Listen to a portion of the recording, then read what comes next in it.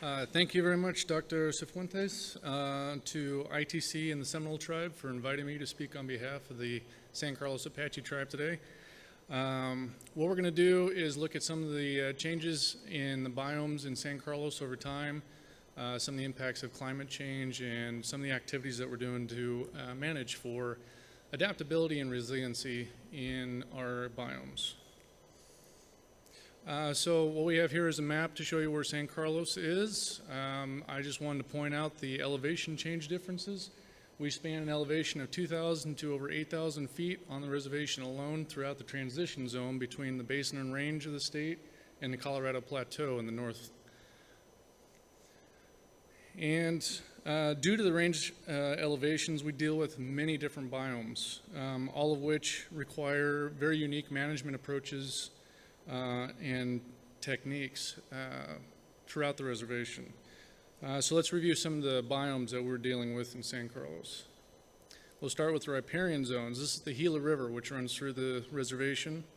Both of these photos were taken in Biomes, so it's a town on the eastern side of the reservation. The photo on the left is circa 1906. You can see it's a very wide, flat floodplain, but we've already seen the impacts of channelization from agriculture upstream. But it was still a native vegetation on both sides of the river with cottonwood trees. However, we look at the photo on the right, we're looking at within the last 10 years, you can see it's a very narrow channel, very turbid water, and surrounded by non-native tamarack species. Now, the riparian zones and high elevations are immensely culturally significant, especially the springs, but they have diminished over the past 100 years. From a lack of groundwater recharge and a lack of exclusion of livestock.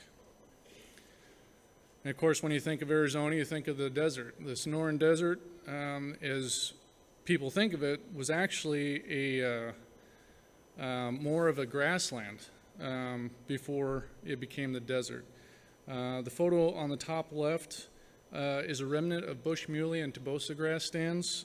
This is what it used to look like continually all across the reservation in the southwest. The bottom left photo is an invasion of red brome, which has introduced a new fire regime to the desert that it's never seen before, and we deal with that constantly. And the photo on the right is a remnant tobosa grass patch, but you notice there's no topsoil left, and we're getting no water infiltration or holding capacity any longer in most of these desert areas. The Chaparral is a shrubby mountain biome. The photo on the left is a healthy and natural chaparral biome with good species diversity.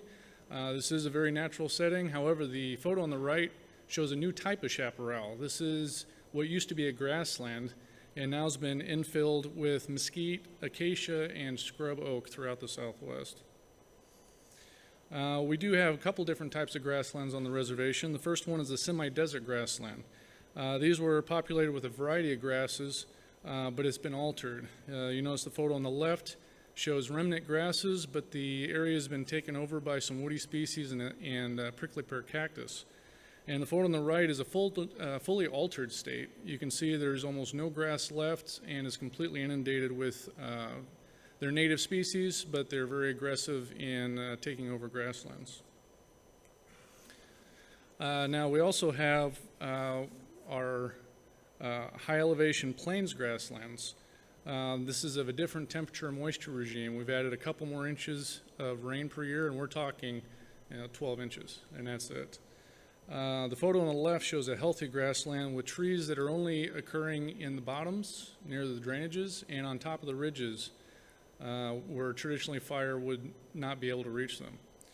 The photo on the right is an altered grassland, and here we can see not only woody species encroachment throughout the grassland, but also prickly pear has really taken over in a lot of these areas. This used to be a tall, contiguous tobosa and grama grass system, and it was very heavy fire activity within these systems with very deep clay soils. We now move up in elevation a little bit.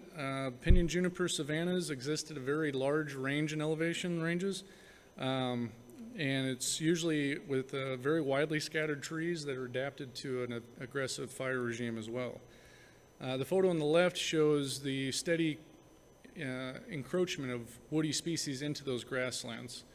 And in the photo on the right, you can see a complete disclimax where we have no grass left. We have canopies touching between these juniper trees, and you can see bare soil in between the trees.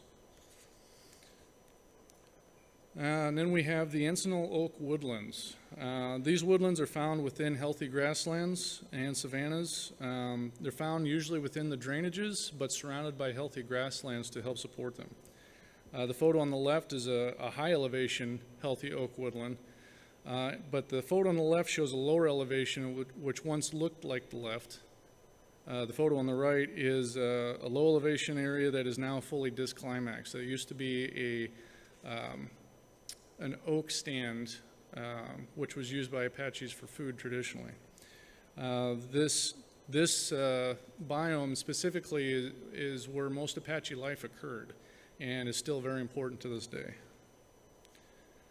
Now we move up into ponderosa pine. The photo on the left obviously looks much nicer than the right. The photo on the left shows an area that's been treated with both thinning and commercial harvesting. And the photo on the right, of course, is a dog hair thicket of ponderosa pine with no grass understory. The fire return interval across the reservation for most ponderosa stands was 3 to 7 years. As we discussed earlier, low intensity fires throughout a very grassy understory. These closed canopies led to less grass and loss of soil with less water holding capacity. And finally, we have mixed conifer, which is on our highest elevations and mostly on the north slopes. This will be one of the first biomes to disappear because of climate change in the future. The species includes white fir, Douglas fir, ponderosa and white pine, and some scattered aspen as well. So what are causing these changes in these biomes? Primarily, as we discussed, is the removal of grasses through poor grazing management, which exposes those soils to drying and erosion. And through the erosion and displacement of those soils, we lose our grass capabilities, and we allow for first stage successional plants to move in, along with some noxious weed species. And without those grasses, we lose our low intensity fires that were natural to these environments, which then allow for unhealthy dog hair stands to begin to grow. Then full fire suppression allows for those thick stands to continue and make them susceptible to crown fire, of course. And then, of course, in our area, we deal with a lot of open pit mining and a lot of agriculture, which there's no coming back from the mining as far as biome restoration. This photo here is from Arizona Highways magazine circa 1955. This is on the reservation. This is showing the good old days of cattle management on the reservation. Of course, these are also white ranchers, which dominated cattle management on the reservation until the late 1950s. But we do see biome changes already occurring. You notice the bare soil in the foreground, very low cut grasses, and you also notice there's trees coming off the hill slopes in the background already coming down due to exclusion of fire. And of course, we are still dealing with the repercussions of the Forest Service's 10 a.m. policy. As everybody knows, the suppression of fire over the years has caused a lot of damage.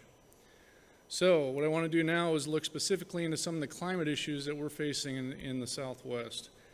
Right here is the temperature graph for Gila County, Arizona. And I picked Gila County because a third of the reservation sits within Gila County, and it's also very representative of all the biomes and elevation changes that we see on the reservation. Note that the normal period from 1981 to 2010 has actually made the previous 90 years within this graph below normal. What we've seen in 1950, the average temperature was 57.5 degrees Fahrenheit, where currently it's 59.5.